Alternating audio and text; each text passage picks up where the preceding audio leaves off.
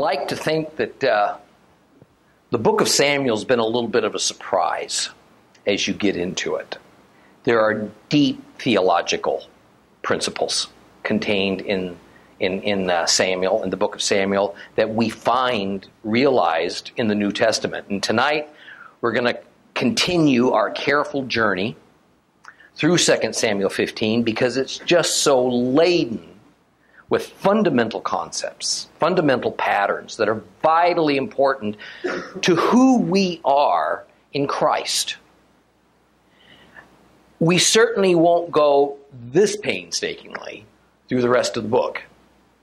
But the nature of this particular chapter, chapter 15, compels me to take the needed time to extract these profound lessons that are built into these passages.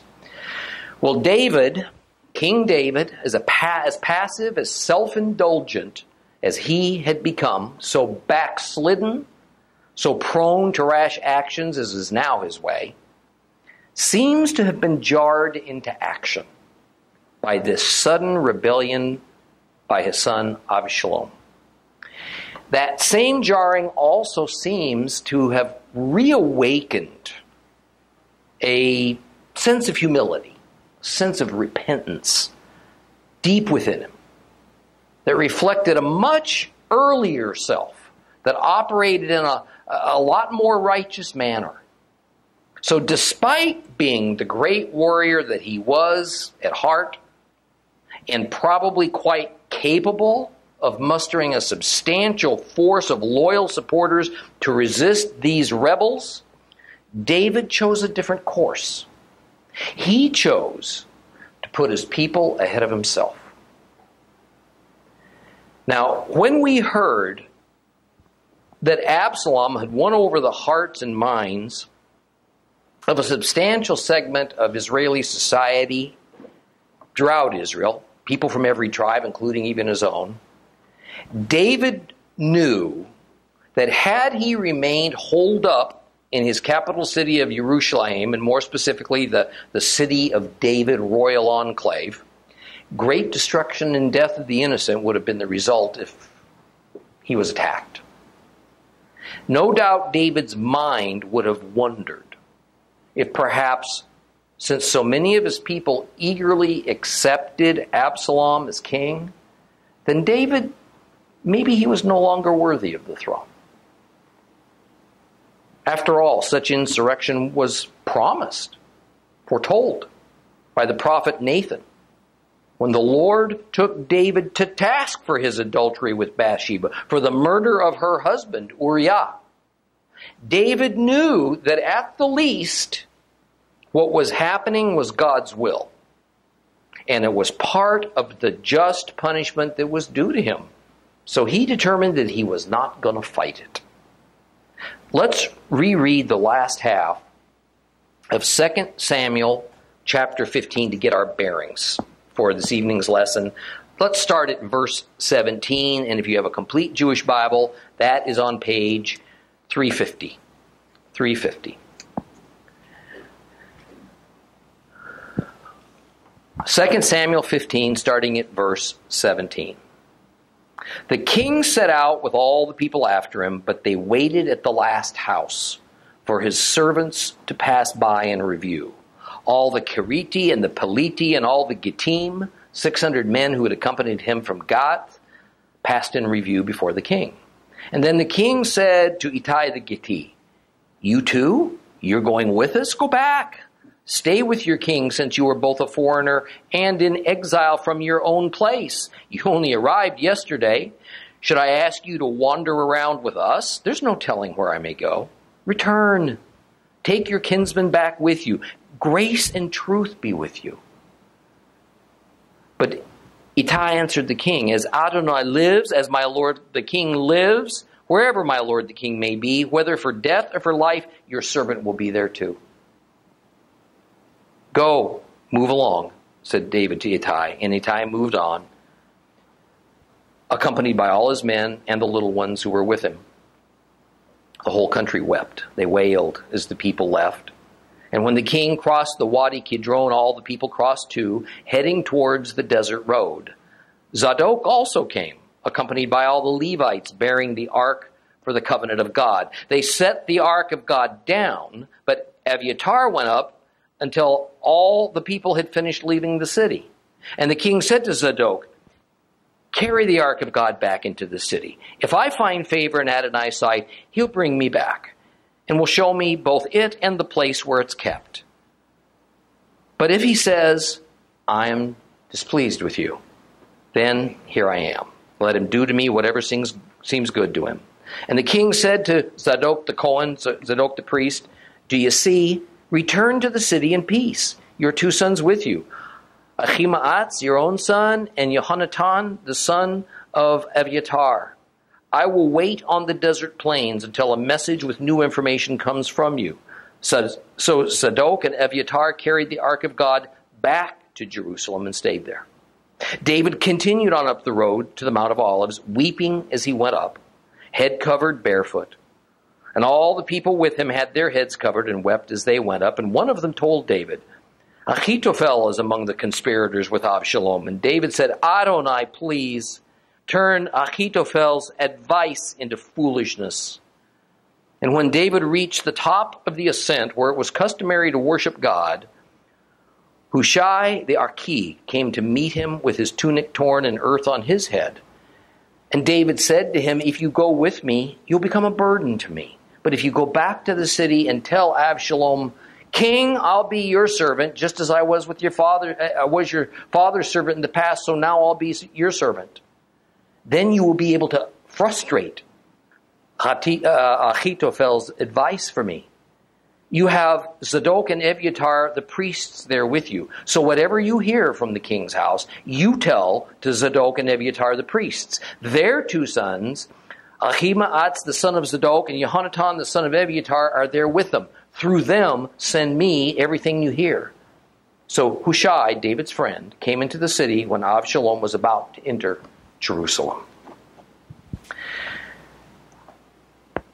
The king and his followers were fleeing eastward, down through the Kidron Valley that separated Jerusalem from the Mount of Olives. And then they went up and over the Mount of Olives, eastward, towards the wilderness. A group of about 600 of his loyal personal bodyguard, it seems, were led by a foreigner, probably a former Philistine, by the name of Ittai. And as they pass in review before David, he takes Ittai aside and offers him the opportunity to go back, not become embroiled in some uncertain future, attached to a deposed king. And in verses 19 and 20, David tells Ittai that he has no obligation to stick with David since he's not even from Israel, and that he is essentially free to dissolve this covenant of loyalty that he has with David, and instead serve the coming anti-king, Absalom. David reminds Ittai that he's only a relative recent newcomer to Israel. Now, most of our Bibles, such as the Complete Jewish Bible, say that Ittai came only yesterday. Now, it's a little bit too rigid of an interpretation of the Hebrew word temol, which means yesterday, but only in the sense of sometime before today, not very long ago. So we also see that David calls Ittai a nochri and a goleh, an alien stranger and an exile. Thus, Ittai had not become a national member of Israel, instead choosing to remain in his foreign identity rather than becoming an official Hebrew. But as a Philistine who had thrown his loyalty behind David, he was now an enemy of his former government and thus an exile from his own homeland. Ittai was in a very strange situation. He did not want to give up being a Gentile, and yet he had chosen to give his allegiance to God's anointed king, a Jew. Interestingly, David was satisfied with this Gentile's loyalty. He didn't require Ittai to become a Jew in order to serve him. David tells Ittai he can't promise any kind of a known or profitable earthly future for Ittai and his fellow kinsmen if he follows David out into the wilderness. So he gives Ittai permission to go back, serve Avishalom, and to do so with David's blessings. Most of our Bible versions have David saying to Ittai, may mercy and truth, or may grace and truth go with you. In Hebrew it says, may chesed and emet go with you. Chesed and emet. This is no condescending or just courteous blessing that David has offered to Ittai. Chesed is a word that has a deep spiritual sense to it, much as does the Hebrew word shalom. Chesed and shalom are words that describe a condition or a state of being, a relationship that can only come from a divine source. Chesed as a concept means that it needs definition so that we can properly understand just what it does mean. It's a concept that contains many attributes, among which is grace. The word grace is what's most commonly used in our Bibles to translate chesed, as is also kindness or loving kindness. And while those English words are not wrong, they don't necessarily impart to us the depth, the breadth of what's being proposed by that word. This knowledge of the Hebrew idea of chesed is important for us to grasp on several levels, mainly because a thorough understanding, or rather misunderstanding or ignorance of the word chesed is what's actually led to a rather corrupt, man-made theology that says that grace is a New Testament aspect of God that didn't even exist prior to the advent of Yeshua. And that grace as the new basis for relationship between God and man makes the former Old Testament law relationship between God and mankind faulty, irrelevant, obsolete for a believer. Now, although we've discussed it before, I want to take just a few moments to detour and perhaps add a little more to the fascinating topic of chesed, because it has such an impact on the relationship between God and mankind in all eras. As I said, it's a word that's really difficult to translate because it's more of a concept than a word. And as such, it has this whole range of meanings that has to be kind of folded together to try and understand it. Let me give you an illustration of the issue before us. If we describe our typical mode of driving to work, we might say we drive a car to work. But what's a car? A car is a device that consists of many identifiable components. It has an engine, it has four wheels, it has seats to sit on, a roof to keep the weather out, it's got a transmission, and a lot more. All together, these components form a car. Now, if I told you that I get to work by driving an engine, I wouldn't be entirely wrong because all of our cars have engines of some sort. But an engine, as important as it is, and arguably it might even be the key component, is but one of several components that have to be assembled together as a unit before we have a car. So saying I drive a car to work gives you a much more complete and useful mental picture and understanding of this transportation device than if I said I drive an engine to work. It works the same with the concept of chesed. Included in the total concept of chesed are such components as faithfulness, kindness, love, loyalty, mercy, truthfulness, grace. And each of these components is a little bit different. But all of them, plus several more, when all taken together, make chesed. Chesed is so fundamental in God's idea of relationship that it transcends even the covenant relationship and may be thought of as perhaps the prime, maybe the overriding virtue in ancient Israel for any relationship. So we find in the book of Ruth, for example, that Ruth exhibits great chesed towards her mother-in-law, Naomi, even though strictly speaking, there's no covenant between them. And at the same time, the concept of chesed defines the right attitude and behavior of partners in a covenant relationship towards one another. The Mosaic covenant between the God of Israel and Israel itself is an act of chesed of the God of Israel towards his people. Jehovah keeping his promises to Israel and to King David, even though they often transgressed those covenants, was also an act of chesed. But God's chesed always calls for a reciprocal behavior. So Israel, therefore, is to respond by maintaining chesed towards the covenants and towards God. So in a simple sense, chesed can be thought of as loving loyalty, with all of its necessary components, on the part of God towards his people Israel, but also on the part of Israel towards their God, to whom they have made covenant and, as a result, have obligated themselves.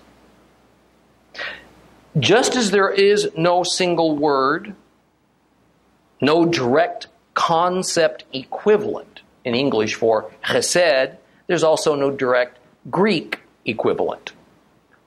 So since the most ancient manuscripts that we have for the New Testament are written in Greek and only then translated into English, the complex concept of chesed has generally been reduced by translators to only the single attribute of grace. Now, don't think I'm saying grace is a bad translation or that it's wrong. It's just that it's too narrow. It's incomplete. It doesn't give us all the meaning we need to understand this divine transaction that's going on here. See, the church has had this unhelpful tendency to reduce many substantial and complex biblical concepts into overly simplified, often single-word sound bites, or things we call doctrines, and then it kind of robs us of critical information, and we wind up being sent down rabbit trails. For instance, even God himself has lately been reduced, in some denominations, to but a single attribute: love. It's usually by those churches that really are trying to make him appear more attractive to potential followers, to seekers. And certainly God is love. No doubt about it. That's not all he is. He's healing. He is wisdom. He is mercy. But he's also wrath. And he is judge. And he is a warrior. He is the lawgiver. So to reduce God to a single attribute, I don't care which one you choose. To eschew the others gives us a horribly incomplete, a limited understanding of his nature that can have profound consequences on how we view him, what our relationship with him winds up being as a result. So just as the underlying basis for all covenant relationship has always been chesed, as believers in Yeshua, it would help us to see that we are not saved merely by the single attribute of grace, but rather by all the enormity of God's chesed, with all of its attributes, all of its components. Why do I say that? Because grace is just one component of chesed. Grace may be that car engine, no doubt, but it's not the whole car. Grace, as we narrowly define it, offers just a fraction of the overall divine concept of chesed, and therefore of what is behind our saving relationship with Christ and how we even obtain it. And when we can finally grasp that, then we see that regardless of the era, regardless of which testament or covenant we happen to be exploring at the moment, chesed is and has always been the basis for relationship between a worshiper and God. Because God never changes. But a more thorough understanding of chesed as our overriding biblical principle also helps us to revive and underscore a nearly extinct premise within the church that we as Messiah's followers have obligated ourselves to God. Not just He to us.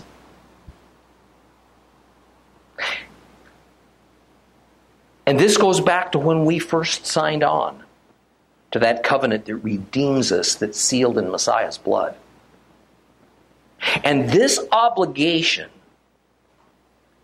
that is all wrapped up in the concept of chesed involves duties, it involves obedience towards God and His commandments, not just our tacit acknowledgement of a desire for a relationship.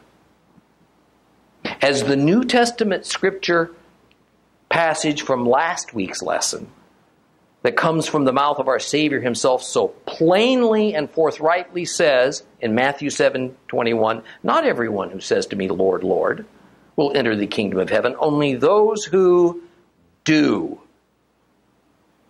what my Father in heaven wants." Now, notice this doesn't say that it is those who pretend or claim to believe or don't have enough faith. The factor that makes a believer a true believer in Yeshua's eyes is doing. Do's an action word. To do goes beyond passive belief or promise. And instead it speaks of recognizing an obligation from God to us, but also from us to God.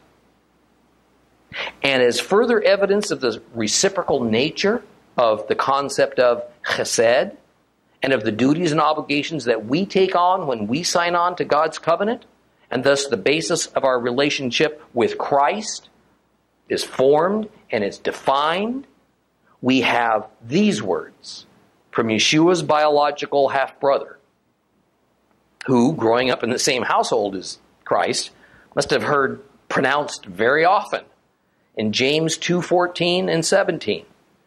"What good is it, my brothers, if someone claims to have faith but has no actions to prove it? Is such faith able to save?" So faith by itself, unaccompanied by actions, is dead. So in our story, in 2 Samuel 15, the anointed king of Israel offers this Gentile foreigner, Ittai, chesed. Even if Ittai chooses not to live among the anointed king and his Israelite followers. Why? Because even though the bond of covenant is strong, the follower of this king, Ittai, he's not a robot. He doesn't lose his free will to disavow the covenant, to go, to follow another leader if the circumstances change. However, Ittai, in his free will, chooses to continue following his Jewish king unto death, if need be. Chesed is being reciprocated. David offered chesed to Ittai. Ittai responds in chesed towards David. Hopefully all this is starting to conjure up a shadow, a pattern of the believer's relationship with God through Messiah. And of this always present temptation to fall away, to follow another popular leader that will be especially manifested when the Antichrist appears. But it even gets more interesting as our story continues. Verse 23 speaks of the grieving procession of David's loyalists going with him, crossing the Kidron Valley, heading towards the desert road, it's called. Now, almost all English translations have some variation of this meaning, but some ancient manuscripts written in other languages and also modern scholarly re-examination of the Masoretic Hebrew text gives us some enlightening insight. It seems as though the Masoretic texts have found a few minor copyist errors regarding the description of this exact route that this grieving procession took as they fled over the Mount of Olives. The extant Hebrew copies are obviously misspelled, such that whether Jewish or Christian, a scholar has to try to figure out what those misspelled words mean, because if you take them just like they're written, they're just gibberish. And the new understanding, taken with the reading from some of the older manuscripts, takes this verse read something like this. However, the king remained standing in the Kidron Valley while the entire army passed on before him along the way of the wild olive trees towards the desert. Now stay with me on this. Okay. In other words, the context of the reference to Ittai's army is to this group of foreign mercenaries that's led by this Gentile, very loyal Gentile, Ittai. And it's about this route that they took across the Mount of Olives, and that there was this certain pathway that was locally known as the way of the wild olive trees. Nothing earth-shattering about that. The Mount of Olives is huge. So there were several routes to cross it, depending on which compass direction you intended to travel to and from Jerusalem. Now, the various pathways were given informal names. Now, this hardly seems like an important modification to the standard translation of this verse, which most of us have in our Bibles, except when we recall a rather cryptic statement of St. Paul's that incorporates this similar idea. And I think that it was this well-known story among the Jews of his day, the story of David fleeing Jerusalem, and of the probably still existing pathway across the Mount of Olives in Paul's day, known as the way of the wild olive trees, that Paul was using as an understandable, a simple illustration of how Gentile foreigners can become participants in Israel's saving covenant with Israel's God, and yet they don't stop being Gentiles. Let me point out that in the Bible as elsewhere, the purpose of an analogy or illustration is to use a commonly understood thing to help explain something that's perhaps more difficult to understand, like my car illustration of the word, to give you an idea of the word chesed. Listen to Romans 11, 16 through 24, with what we've just talked about now. Now, if the challah offered as first fruits is holy, so is the whole loaf. And if the root is holy, so are the branches. And if some of the branches were broken off, you, a wild olive, were grafted in among them and have become equal shares in the rich root of the olive tree. Then don't boast as if you were better than the branches. However, if you do boast, remember you're not supporting the root's supporting you. So you'll say branches were broken off so that I might be grafted in. True, but so what? Well, they were broken off because of their lack of trust. However, you keep your place only because of your trust, so don't be arrogant. On the contrary, be terrified, for if God didn't spare the natural branches, he won't spare you. So take a good look at God's kindness and his severity. On the one hand, severity towards those who fell off. On the other, God's kindness towards you, provided you maintain yourself in that kindness, otherwise you too will be cut off. Moreover, the others, if they do not persist in their lack of trust, they will be grafted in, because God is able to graft them back in. For if you were cut out of what is by nature a wild olive tree, and grafted contrary to nature into a cultivated olive tree, how much more these natural branches will be grafted back into their own olive tree. So we have this metaphorical connection made by Paul between wild olive trees and Gentiles that I think is probably based on the commonly known story of the pathway of the wild olives that the Gentile foreigner Ittai voluntarily followed so he could maintain his relationship with David, God's anointed king, his Jewish king, who was a shadow and a type of Messiah. And the God principle it reveals to us is that our spiritual chesed towards Jehovah and to his anointed king, and thus God's chesed towards us, which preceded it, doesn't mean that a person must change their physical and national earthly identity in order to obtain it. A Gentile can trust in the God of Israel and can faithfully follow Israel's anointed king and can be made part of Israel's saving covenant by means of God's chesed, all without being a physical Hebrew or by becoming a naturalized Israelite. Ittai did it. His men did it. And those among us who are Gentiles can do it. And if we're already believers, we've already done it. Let's move on. Verse 24 gives us this tantalizing piece of information. The high priest Tzadok suddenly showed up, followed by a procession of Levites who were carrying the Ark of the Covenant on their shoulders. The Levites set the ark down, and they waited while all the people who were going with David passed by as they crossed over the Kidron Valley.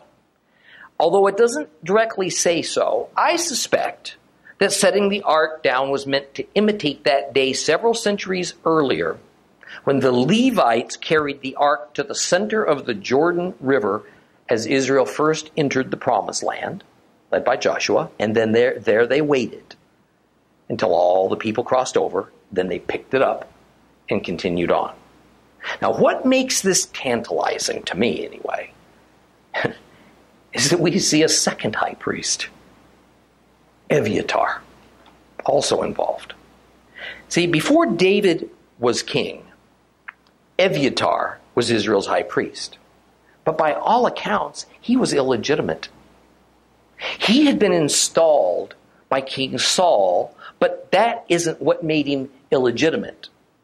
It's that he was a descendant of Eli, who was of the Levite line of Ithamar. But the line of Ithamar is not the authorized line of high priests. High priests were to be descended from Eleazar. Apparently, at some point, David recognized this problem. So he appointed Tzadok to the high priesthood, but he didn't remove Evyatar. Tzadok was of the legitimate high priestly line of Eleazar. But as we've seen, David had become the consummate politician. So he played fast and loose with the Torah commandments, and so apparently he figured it would be a lot less divisive among his subjects to merely add Tzadok but not replace Evyatar. So the result was Israel had co-high priests at this time. King Solomon, by the way, was going to remedy this situation in just a few years. Now, David told Tzadok and Evyatar, the co-high priests, that the ark should not accompany the procession into the wilderness. They should take it back to its resting place in Jerusalem. There were two reasons for doing this. First is that David wanted to have the loyal ears of Tzadok and Evyatar and their two sons, who were next in line as high priest, in Jerusalem to report the goings-on to David while he was in exile. And second is that David figured that if God in his will deposed David, then David had no right to the presence of the ark. The ark was for the benefit of Israel. Therefore, the ark would be needed by this new king, David's son Avishalom, as a key element of his rule over Israel. After the matter of the Ark of the Covenant was handled, now this weeping procession continues up the way of the wild olive trees towards the summit of the Mount of Olives. And David and all the people had their heads covered, and they were walking barefoot. See, this is a standard sign of tradition, of contrition rather, and of repentance. So they were acknowledging that what was occurring was God's justice for trespasses committed, and they accepted God's judgment. But then David got news that devastated him all over again. His trusted advisor, his counselor, Ahitophel, is among those who conspired against David. Now recall that Ahitophel is his wife Bathsheba's grandfather. David instinctively shouted out a quick prayer towards the heavens. Jehovah, please turn Ahitophel's advice into foolishness. In other words, David pled with God to take Ahitophel's formerly outstanding and sage advice, and when used for Absalom's counsel, just turn it into bad advice.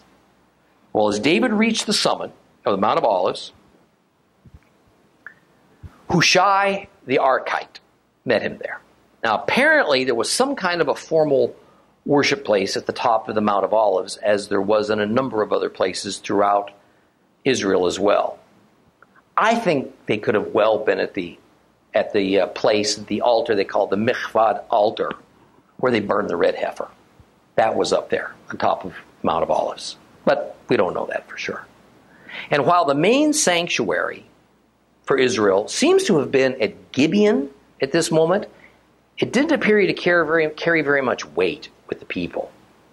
Anyone of stature created their own altar and their own worship center. And the archaeological finds of recent years verify that private worship centers and altars to Jehovah were erected all over Israel. Now, this Hushai was a very old man, and he was a friend of King David. He too was grieving and penitent, clothing torn, dirt thrown over his head and shoulders when David spotted him. But David said to him that he'd be better off if Hushai would stay at the palace. Don't go with him. Because in his elderly state, he just would have been a burden on David, who needs to move quickly to avoid danger, and also because Hushai could be useful as a spy for David inside of Absalom's administration. So David tells him he's not going to be alone in this endeavor. He tells him Tzadok and Evyatar are going to stay there with him as well. And the plan was Hushai would give information to these two high priests. They would pass it along to their two sons, and then these two sons would go make contact with King David. Well, let's move on to chapter 16. 2 Samuel chapter 16.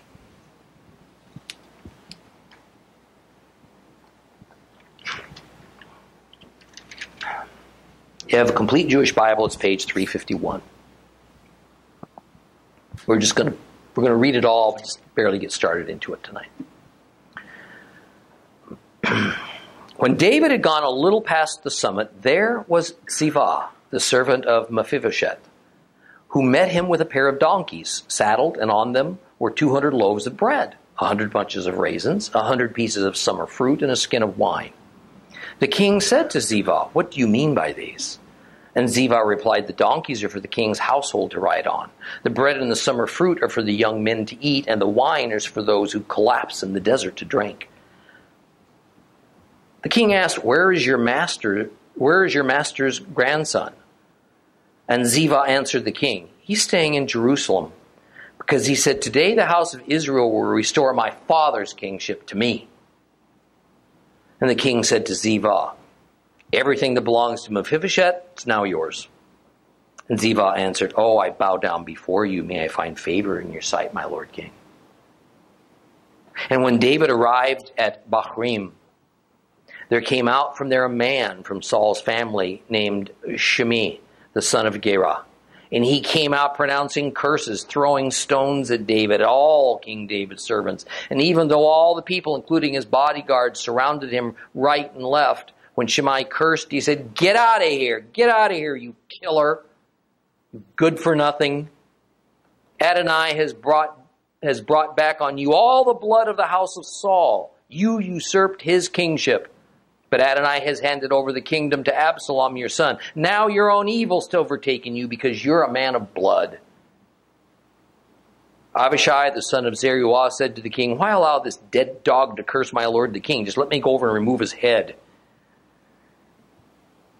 The king said, "Do you sons of Zeruiah and I have anything in common? Let him curse. If Adonai tells him, 'Curse David,' who has the right to ask, 'Why are you doing it?'" David then said to Abishai and all of his servants, "Look, my own son, who came from my own body, seeks my life. So how much more now is this Benjamite? Let him alone. Let him curse, if Adonai told him to. Maybe Adonai will notice how I'm treating him, and Adonai will reward me with good instead of his curses." So David and his men went on their way, while on the opposite hillside, Shimei kept pace with him, cursing, throwing stones, flinging dust as he went. And the king and all the people with him arrived exhausted. So he rested there. Meanwhile, Avishalom and all the people, the men of Israel, came to Jerusalem. Ahithophel was with him. Hushai the Archite, David's friend, came to Avishalom and said to him, "Long live the king, long live the king." And Avishalom asked Hushai, "Is this how you show kindness to your friend? Why didn't you go with your friend?" Hushai replied, "No.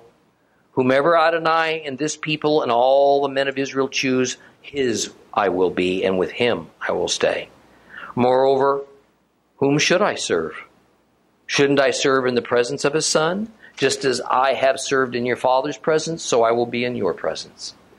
Avishalom said to Ahithophel, "Give your advice as to what we should do." Ahithophel answered Avishalom, "Go in, sleep with your father's concubines, the ones he has left to take care of the palace. All Israel will hear that your father utterly despises you. This will strengthen the position of all those who are on your side." So they set up a tent for Avishalom on the roof of the palace. And Avishalom went in to sleep with his father's concubines in the sight of all Israel. In those days, Ahithophel's advice was regarded as highly as if someone had sought out the word of God. It was this way with Ahithophel's advice both to David and to Avishalom. Now, I'm only going to set the stage for this chapter tonight. We're going to get more deeply into it next time we meet. But this is another place where it would have been best to have no division between chapters. The last verse of chapter 15 merely flows directly into the first verse of chapter 16. So chapter 16 then begins while this procession, still up on the Mount of Olives, is still following that same pathway of the wild olives. And what we're seeing is David meeting a string of folks as he exits Jerusalem. He's met Ittai, the faithful Gentile leader of a contingent of 600 armed men. He's met Tzadok and Evyatar, the co-high priests, and sent them along with the ark back into the city as his informers. An anonymous person then told David of Ahithophel's treachery. This was immediately followed by the faithful Hushai, who agreed to be a spy for David. David undoubtedly expects to meet more loyalists who were rallying to support on his way out of town. But he is surprised when Ziva, Mephibosheth's servant, approaches David with needed supplies and gifts for his exile. And considering the state of emergency and this catastrophic event that's unfolding, David expected that even the lame Mephibosheth, whom he had treated with such chesed, would have come himself instead of just sending a servant. David, you remember, had plucked Mephibosheth from hiding out of fear in the Transjordan, and then brought him safely to David's palace and guaranteed him security and prosperity. He supplied his every need. He then even turned over his grandfather Saul's considerable estate to him. So it would have seemed natural for Mephibosheth to now come to David in his time of need. Instead, here stands Ziva, the Gentile estate steward, armed with a slanderous story about Mephibosheth. We'll explore that the next time we meet. Please rise.